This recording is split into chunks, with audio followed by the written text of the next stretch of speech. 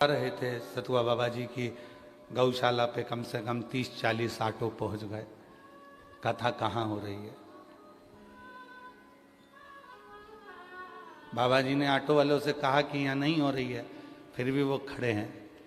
कल के महाराज निकलेंगे तो यहीं से कभी तो निकलेंगे, कभी तो निकलेंगे। अब उनको कौन समझाए कि ये कथा 80 की उम्र में हो रही है।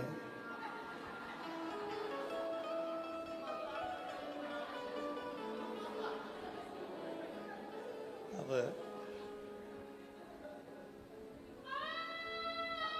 एक उम्र हो जाती है व्यक्ति की, बचपन, जवानी, अधेड़ी, बुढ़ापा, ये सब आता है और ये उम्र निकलती जाती है। तुम मुझे छुपा ना पाओगे, शिव कहते हैं।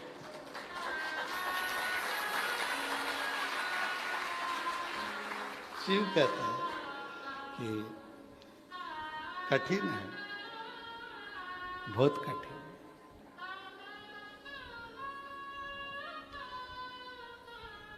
हमें कथा याद आ रही है, बहुत पुरानी है परंतु स्मरण में आ रही है। एक बहुत पुरानी कथा है, एक स्मरण में आ रही है। एक पत्नी का पति था, वो कभी भगवान का नाम ही नहीं लेता था। उसकी पत्नी बड़ी धर्मात्मा थी, बहुत भोजन कराती, भंडारा कराती, दान करती, पुण्य करती, सत्कर्म करती, पर पति मना भी नहीं करता कि तू जो कर रही है कर। वो करने में मना नहीं करता, पर वो नाम नहीं लेता, भगवान का नाम लेता है, लेता है। कभी जिंदगी में उसके मुख से विश्वनाथ जी का नाम निकला ही नहीं, कभी जीवन। बहुत पुरानी कथा है, आज स्मरण में आई तो आप लोगों को सुना। एक दिन उसकी पत्नी चिढ़ गई, कभी तो मुंह से विश्वनाथ का नाम ले लिया करो, हर हर महादेव कह दिया करो, जय भोलेनाथ कह दिया करो, बोल बम बोल दिया करो। पति कहता चुप रहे, तेरे को मैंने रोका क्या, तू अपना काम कर, मैं नहीं बोलूंगा, मारते मार जाऊंगा पर मुंह से नाम नहीं लूंगा।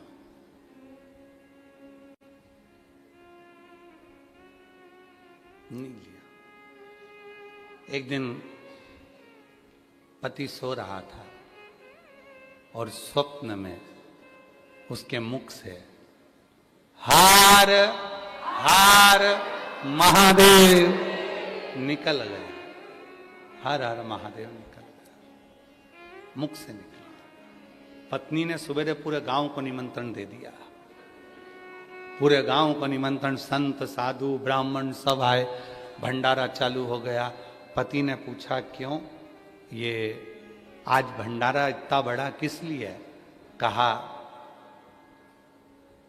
मैं रोज विश्वनाथ जी से कहती थी कि तुम्हारे मुख से एक बार भगवान का नाम निकल जाए, और आज रात्रि को स्वप्न में तुम्हारे मुख से हर हर महादेव निकल गया।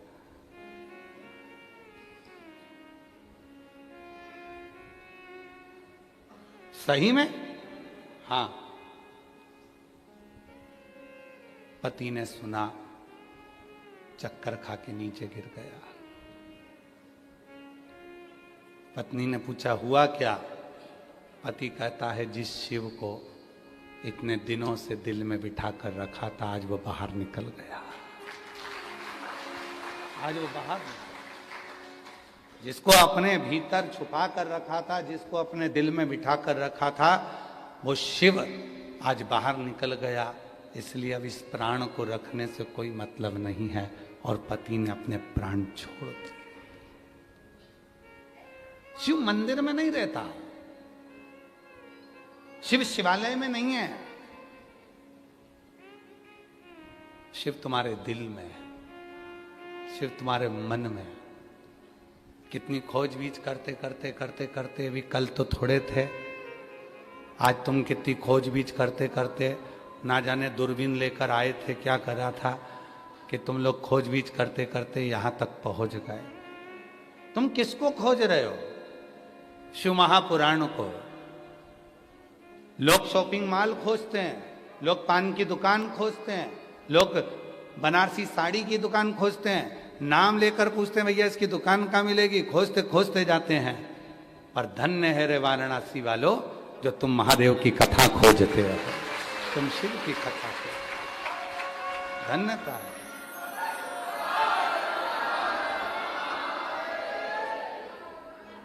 हमको लगता है तुम सतुआ बाबा की सब पार्टी वाले हो।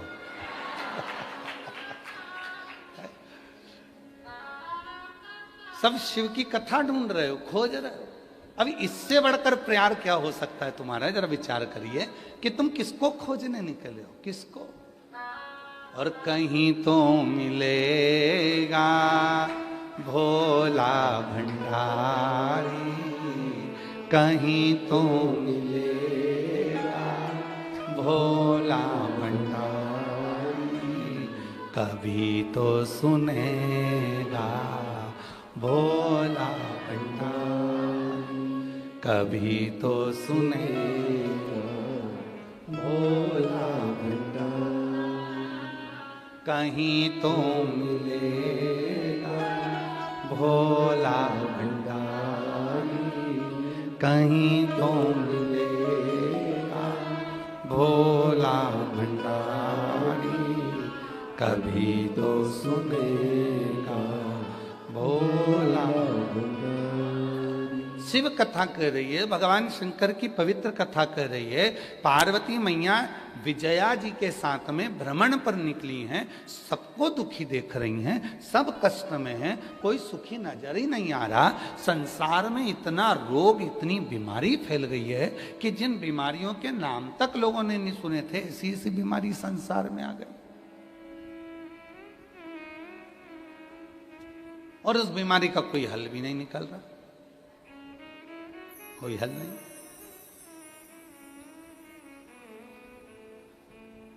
बाबा जी, एक कैंसर हॉस्पिटल में हम उनका बुलाना हुआ कि कैंसर के मरीजों से एक बार मिलना है। हम पहुंचे, देखा परिवार के लोग अटैचियों में पैसा लेकर खड़े थे और डॉक्टर के हाथ जोड़कर कह रहे थे कि इनको बचा लो। धन है पर समय नहीं है, धन है समय नहीं। हमने उस हॉस्पिटल के डीन को बोला कि भाई एक काम करो कि ये सब पैसा अपनी जगह काम करेगा, दवाई अपनी जगह काम करेगी, अब एक काम करो, इस हॉस्पिटल में चारों तरफ पंचाक्षर मंत्र नमः शिवाय या षडाक्षर मंत्र ओम नमः शिवाय या महामृत्युंजय मंत्र या श्री शिवाय नमस्तुभ्यम, इसके धीमी आवाज में चलने दो। मुझे विश्वास करता है मेरा, दवा काम करेगी तो उसके साथ दुआ का होना जरूरी है, तो व्यक्ति ठीक होना पड़ेगा। दवा काम करेगी पर उसके साथ दुआ बहुत जरूरी है। 100 रुपए अगर कमाना तो उसमें से 1 रुपया अपने दोनों हाथों से धर्म में लगाना, तो वो 99 रुपए तुम अपने शरीर पर खर्च कर सकते हो, खर्च कर सकते हो। बाबा जी आप तो सीहोर आए हैं, चतुर्वेदी जी भी पहुंचे, बंसल जी भी पहुंचे, अंबाला वाले भी पहुंचे, आप सब गए हो सीहोर। सीहोर दुनिया के लोग कहते हैं बाबा बाबा बाबा, इतना बाबा के पास माल है, इतना बाबा के पास माल है। उनको कौन समझाए जब कुबेरेश्वर बाबा ही बाबा के साथ में है, जब कुबेर भंडारी ही साथ में है, तो माल की क्या कमी होगी, माल की क्या कमी होगी। पर एक बार मेरा निवेदन है, जितने लोग ऑनलाइन में 1 रुपया भी दान करते हैं, आप सबसे निवेदन है, जो चवन्नी भी आप हमारे 1 रुपया भी अगर हमारी विठलेश सेवा समिति को दान करते हो, कुबेरेश्वर धाम को देते हो, पंडित प्रदीप मिश्रा को यदि चवन्नी भी देते हो, तो आपको एक बार जिंदगी में सीहोर में आकर देखना चाहिए कि तुम्हारा दिया गया वो 1 रुपया सीहोर वाले बाबा ने कहीं खुद के ऊपर तो खर्च नहीं कर दिया। आपको आकर देखना चाहिए कि वहाँ कितने हजार लोग भोजन कर रहे हैं, कितने लोगों का निःशुल्क वहाँ इलाज चल रहा है, कितने लोगों के लिए एम्बुलेंस चल रही है, कितने लोगों के लिए भंडारा चल रहा है, कितने लोगों की शिक्षा की व्यवस्था हो रही है, कितने लोगों की चिकित्सा की व्यवस्था हो रही है, कितने लोगों के ठहरने की व्यवस्था हो रही है, और कितने लोगों को जब उनके पास कुछ नहीं रहता तो उनका घर बनवाने कर उनके घर में अलमारी में कपड़े धर कर वापिस आने की व्यवस्था भी कुबरेश्वर धाम परिवार है। उनको देखना चाहिए। जब खुद की तिजोरी है तो क्यों डरना? किस चीज के लिए डरना? किस चीज का विचार करना?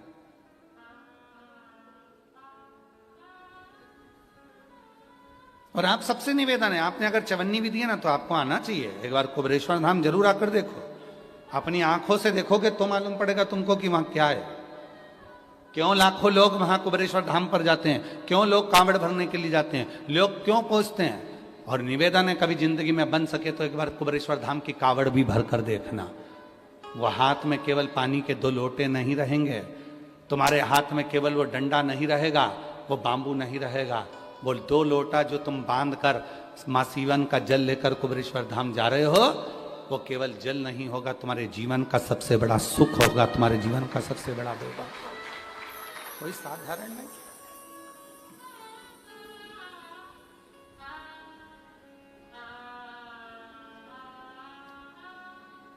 और तेरा ही दिया मैंने खाया पिया,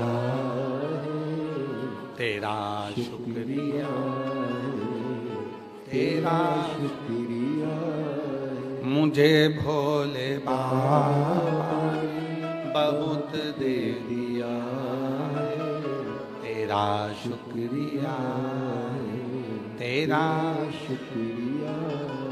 तो विजया ने माता पार्वती जी के साथ देखा कि सब दुखी हैं, कोई सुखी नजर ही नहीं आ रहा। यहां तो सब दुखी, सब।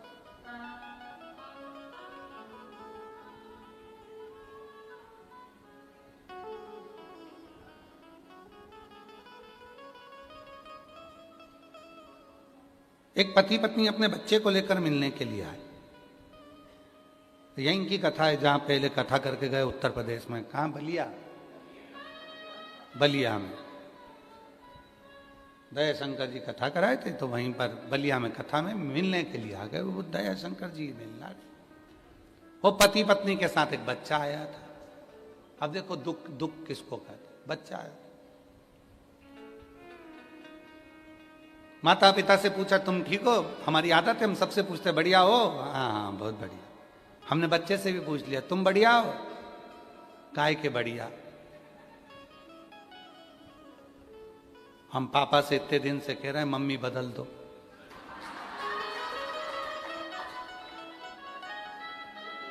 बाबा जी, बच्चा कह रहा है हम पापा से इतने दिन से कह रहे हैं मम्मी बदल दो।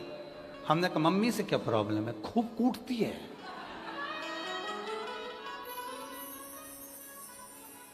और पापा ऐसे हैं हमारे जो मम्मी भी नहीं बदल रहे।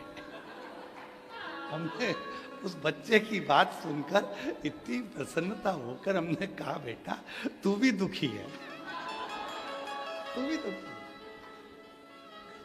दुख किसको नहीं है? किसको? किसके अंदर?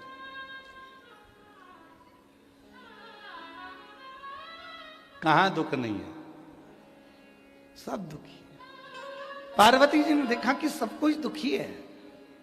अब चिंता में पार्वती जी पड़ गए। चिंता।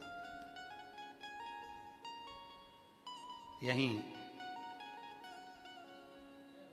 एक तरफ वरुणा है, एक तरफ असी है। यहीं असी नदी का तट था जहां मां पार्वती जी मौन होकर बैठ गई। मौन होकर एकदम चुप, मौन। ये दोनों जो नदियां हैं ना, वरुणा और असी, और जिसके बीच में बसी है वाराणसी, ये कोई साधारण नदियां नहीं है। जिनके बीच में मेरा महादेव आकर बैठा है। ये वरुणा और रसी दोनों नदियों के मध्य में ये वाराणसी जो बसा हुआ है, ये दोनों नदियां कोई साधारण नहीं है। गंगा में जो बल है, मां गंगा की आराधना और साधना में जो बल है, वही वरुणा और रसी में भी बल है।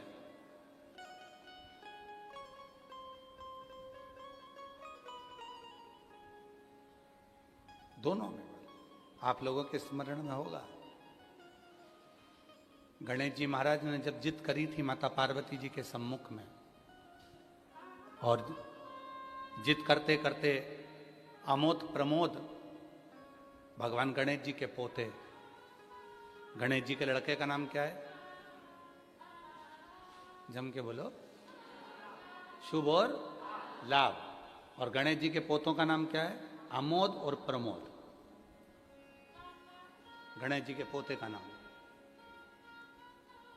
शिव जी के परपोतों का नाम है अमोद प्रमोद। दोनों अमोद और प्रमोद आकर खड़े हो गए थे, और जिनका तप बल अमोद और प्रमोद का इतना प्रबल हुआ था, उस तप बल के कारण ये वरुणा और रसी का दोनों का प्रागट्यता मानी जाती है। यह कोई साधारण नहीं, अमोद और प्रमोद। असी नदी के पवित्र तट पर मां बैठ गई। और आपको मालूम होगा मां पार्वती, जैसे शिव जी का नाम यहां पर काशी विश्वनाथ पड़ा, वाराणसी में भगवान शिव को विश्वनाथ कहते हैं। आसी नदी के तट पर बैठकर मां पार्वती जी जब बहुत चिंता में डूब गई, और बहुत चिंता व्यापी, आप लोग तो काशी के हो तो आप लोगों को ज्यादा ज्ञान होगा, हम तो इतना नहीं जानते, पर जो हमारे शास्त्रों ने हमको दिया वो हमने आपको बताया। पर हमसे ज्यादा आप वाराणसी के निवासी इस बात को जानते होंगे कि आसी नदी के तट पर मां पार्वती जी भगवान शिव के लिए बैठ गई कि ये सब इतने दुखी हैं, संसार का मनुष्य इतना दुखी है, तो मौन होकर बैठ गई। और तब आसी नदी के तट पर बैठकर मां पार्वती जी ने गहन चिंतन किया, और इतना चिंतन किया कि पार्वती जी के तन के जो वस्त्र थे वो भी गल चुके थे, तो वृक्ष के पत्तों को पहन लिया, वृक्ष के फूलों को अपना श्रृंगार बना लिया, पर वहां से वो गई नहीं। और जब गई नहीं तब माता पार्वती जी का नाम हो गया अरण्यानी। क्या नाम पड़ा? अरण्यानी। अरण्यानी माता पार्वती जी का नाम पड़ा। लोग उनको अरुण्या भी कहते हैं। अरुण अरण्यानी माता पार्वती का नाम हो गया। बैठी चिंता में बैठी, बहुत देख रही है, सब दुखी है, कोई सुखी नहीं है, सब संसार सागर का हर मानव दुखी है। इसीलिए शिव महापुराण की कथा कहती है देवी जी का एक स्वरूप अरण्यानी, जो आज भी भारत की भूमि पर कई मंदिर हैं माता के, उसमें एक प्रसिद्ध मंदिर है काशी बिहार में। बिहार के भोजपुर में मां अरण्या का मंदिर है, अरण्यानी माता का, अरण्या देवी का, बिहार के भोजपुर में, जो अस्सी घाट पर बैठकर महाराज आसी नदी के तट पर जो माता देवी ने, माता ने जो तप साधना करी अस्सी में, वो तप साधना का कि ये सब दुखी क्यों है। और इसीलिए आज भी नियम है महाराज, आज भी नियम है, अगर बहुत दुखी मनुष्य होता है, बहुत तकलीफ में होता है, बहुत कष्टप्रद होता है, उसके दुख का जब कोई निवारण ही नहीं होता, कहीं कोर्ट का केस, कचहरी, थाना, पुलिस, डॉक्टर, कहीं एक्सीडेंट, कहीं फैक्ट्री चलती चलती बंद हो गई, व्यापार चलता चलता बेकार हो गया, हर तरह से जब वो हताश हो जाता है, तब अब आप लोग तो बिहार भोजपुर जाकर, बिहार के भोजपुर में अरण्या देवी का मंदिर है, पर आप तो वहां नहीं जा सकते, तो उसके लिए 7 लाल पुष्प या एक ही पुष्प की 7 लाल पत्तियां, 7 दुर्वा के साथ में, 7 लाल अक्षत के साथ में, यदि अरण्यानी देवी के नाम से अरण्यानी देवी के नाम से यदि बेलपत्र के वृक्ष के नीचे समर्पित कर दिया जाता है तो वो अरण्यानी देवी तुम्हारे घर के जितने भी दुख होते हैं, चाहे कोर्ट से जुड़ा हो, पुलिस से जुड़ा हो, चाहे फैक्ट्री बंद हो रही हो, व्यापार बंद हो रहा हो, तो अरण्यानी देवी उसको संभाल लेती है और बल देकर उसको पुनः आगे बढ़ा देती है। अरण्य वरुणा और असी जिसके बीच में बसी है वाराणसी, ये असी साधारण नहीं है, ये वरुणा साधारण नहीं है। आप लोग तो सब वाराणसी के निवासी हो, तो आप लोगों को ज्यादा ज्ञान होगा कि इन नदियों के तट पर बैठकर कितनी साधना हुई होगी। क्यों भगवान वाराणसी में आकर बस गए, क्यों भगवान ये दो नदियों के मध्य में आकर बस गए, ऐसा क्या हुआ? वरुणा और असी ने ऐसा कौन सा पुण्य फल पाया था जो ये गंगा मैया उनसे मिलने के लिए आ गई? ये गंगा का संगम हो गया। गंगा तो काशी में थी ही नहीं, गंगा तो काशी में थी ही नहीं।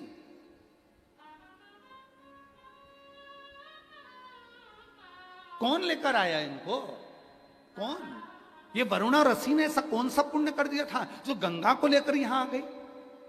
कौन सा आंतरी अनसुईया ने तब कर दिया था जो अनसुईया जी के कहने पर गंगा यहां पहुंच गई? कौन सा तप शनि महाराज ने कर लिया था जो गंगा जी यहां पहुंच गई? सप्त तप की, कल सप्त केशव की बात, पंच केशव की बात चल रही थी, आज सप्त तप की बात है। शनि महाराज का तप, आंतरी अनसुईया का तप, वरुणा का तप, असी का तप, भृगु का तप, कितने तप है यहां। और उस तप के बल पर कोई गंगा ऐसे ही नहीं आई है। गंगा का तो सीधा सीधा रूट था, गंगा सीधी जा रही थी, पर काशी के लिए मुड़ी, फिर चली, काशी के लिए मुड़ी फिर चली। क्यों आई है? कभी विचार करना, वाराणसी में निवास करने वाले कभी विचार करें कि गंगा मैया को लेकर आने वाला, गंगा मैया को यहाँ स्थापित करने वाला, गंगा मैया किसके कहने पर क्यों आई, किस तप के बल पर, किस साधना के बल पर, किस भाव से यहाँ पहुंच गई? कभी विचार करिए। असी के तट पर कौन सी देवी है? जम के बोलो, अरण्यानी देवी। जम के बोलो, अरण्यानी देवी। और बहुत ध्यान देना महाराज, जिस नारी के गर्भाशय में अगर गट्ठान हो जाए, बच्चा दानी में कोई प्रॉब्लम हो जाए और गर्भाशय में डॉक्टर बोले कि इसका बड़ा ऑपरेशन कराना पड़ेगा, या गर्भाशय में कोई तकलीफ ज़्यादा ही हो गई है, या किसी रूप में पुरुष या स्त्री या बच्चे या बड़ों के उधर नाभि से नीचे हर्निया से जुड़ी हुई कोई प्रॉब्लम हो गई है, तो भी अरण्यानी देवी का स्मरण करने से, यहाँ तक यदि गर्भाशय की प्रॉब्लम है या पुरुष या स्त्री में हर्निया से जुड़ी हुई भी कोई प्रॉब्लम है, तो थोड़ा ध्यान देंगे।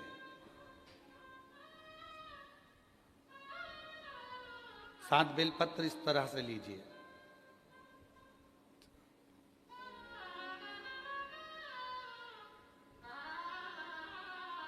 ये 7 बेलपत्र लीजिए।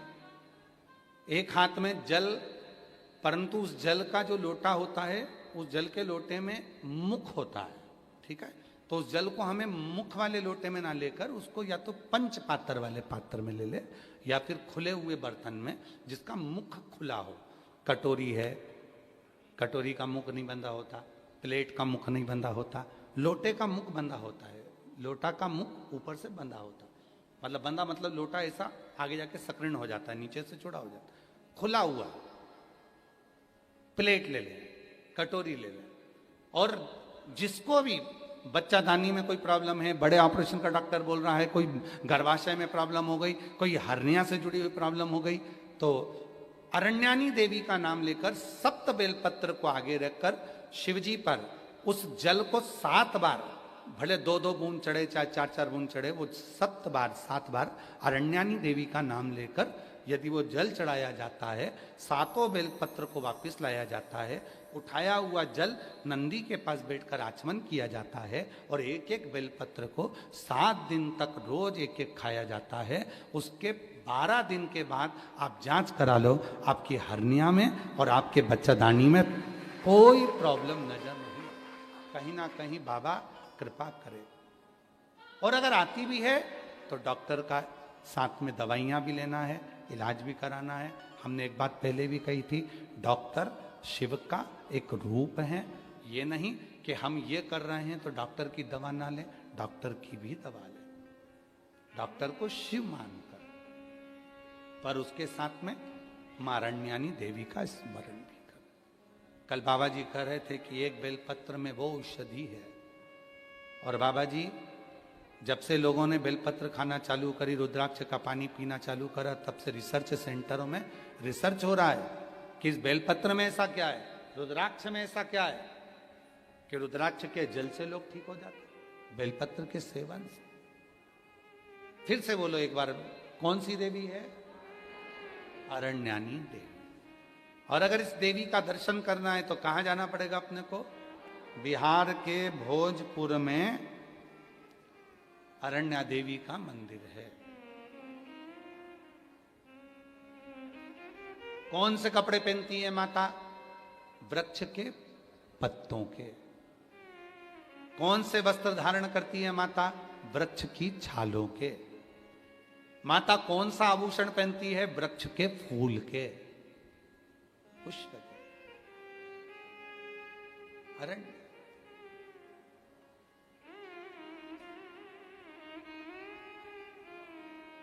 महाराज, हमारे सनातन धर्म में लोग, दुनिया के लोग भले हंसें, ताना कसें, पर हमारा सनातन धर्म इतना मजबूत है, उसकी पूजन पद्धति, उसके श्रृंगार एक ऊर्जा देते हैं।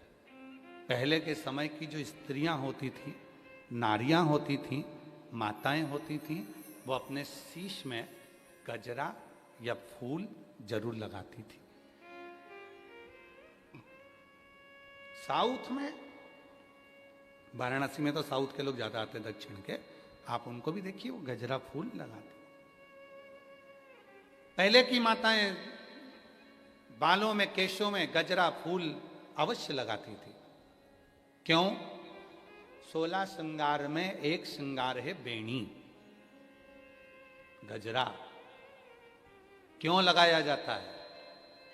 कि नारी जब अपने केश में कोई पुष्प लगाती है, नारी जब अपने केश में कोई गजरा लगाती है, तो वो मां अरण्यानी को अपने मस्तक पर विराजमान कर कर रखती है, और उस नारी के गर्भ से जुड़ी हुई कोई परेशानी उसको होती नहीं है, कोई परेशानी। पर अब धीरे धीरे धीरे धीरे लोगों ने गजरा लगाना बंद करा, फूल लगाना बाणों में बंद करा। अब तो प्लास्टिक का फूल लगा लेती हैं, तो वो गजरा और फूल जो बंद हुआ, उसके कारण बस आज के ज़माने में आप देखो, प्रत्येक माताओं को अगर सूचना मिलेगी तो कहा इसको गर्भाशय में प्रॉब्लम है, इसको गर्भ में गठान हो गई, इसको बच्चादानी में यह हो गया, इसको रजो धर्म से जुड़ी प्रॉब्लम हो गई। पहले ये नहीं होता था। अरण्यानी देवी का स्मरण ही हमारे को सुख प्रदान कर देता।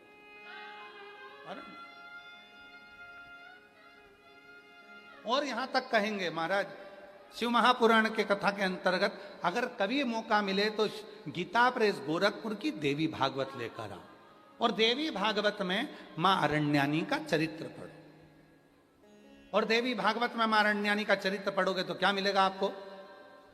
मां अरण्यानी के चरित्र में पढ़ेगा आपको, जिस नारी के रजो धर्म में तकलीफ होती है, रजस्वला होते समय जिस बेटी को, जिस नारी को, जिस बच्ची को पेट में दर्द होता है, और कहीं ना कहीं रजो धर्म रुक जाता है या रजो धर्म लगातार चालू रहता है, तो मां अरण्यानी देवी का मात्र नाम लेकर 3 बार आचमन करने पर ही 1 घंटे के अंदर उसको आराम लगना प्रारंभ हो जाता है। ये अरण्यानी देवी, ये अरण्यानी देवी। ये कोई साधारण है क्या?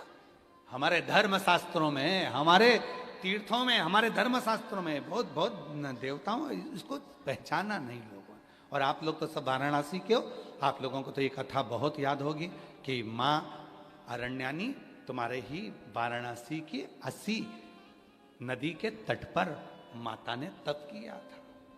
इसी तट, इसी तट।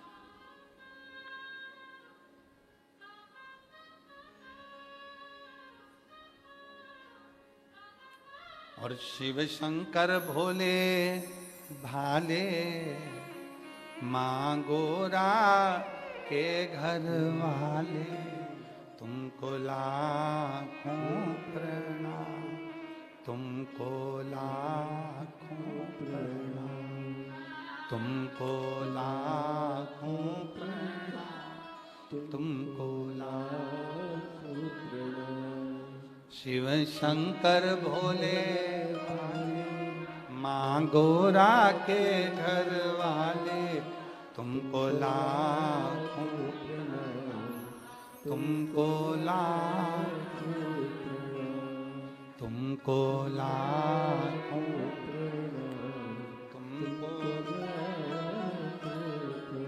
अरण्यानी देवी। एक बार वापिस बोलेंगे सभी, जितने आस्था चैनल पर सुन रहे हैं, जितने फेसबुक यूट्यूब पर सुन रहे हैं, जितने सोशल मीडिया पर सुन रहे हैं, और जितने काशी की इस पवित्र धरा पर इस भवन में बैठकर सुन रहे हैं, वो कौन सी देवी है जो व्यक्ति के उदर से जुड़े हुए उसके नारी के एक एक रोग को समाप्त कर देती है?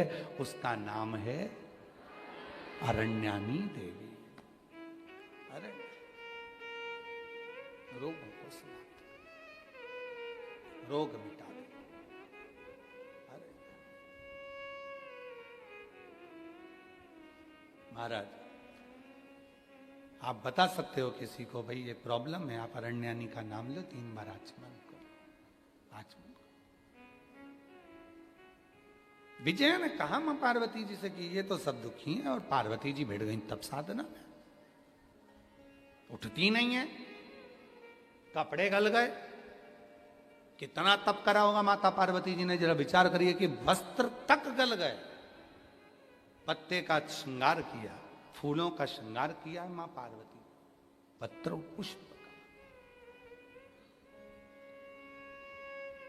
तब मेरे बाबा भोलेनाथ कैलाश से आ गए। सबसे पहले अगर मेरे भोलेनाथ आए तो पार्वती के पास आए।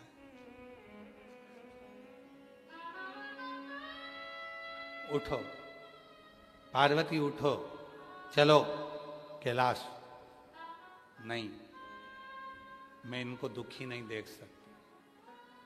दुनिया के लोग मुझे माँ कहते हैं, और माँ का मतलब आपको मालूम है? माँ का मतलब मालूम है आपको?